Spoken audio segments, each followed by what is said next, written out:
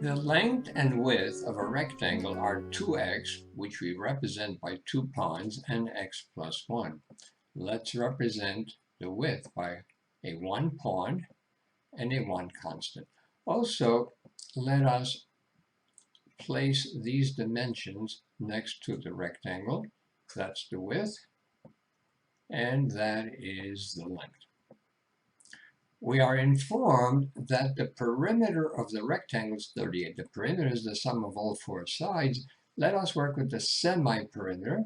That's not going to be 38, that's going to be 19. So on the right side, we'll have 19.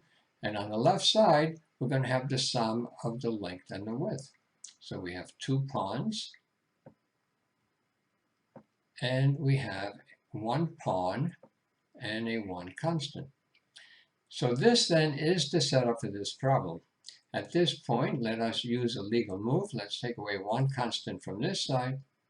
The 19 becomes an 18. We see, therefore, that each pawn is 6. If each pawn is 6, we are now ready to figure out the values. The length is going to be 6 plus 6, or 12. So L is equal to 12. And the width is going to be equal to 6 plus 1, or 7. Now, let us do the check to see if the problem works out. This is 12, and 7 is 19. 19 times 2 is 38, so the check is 38 is equal to 38.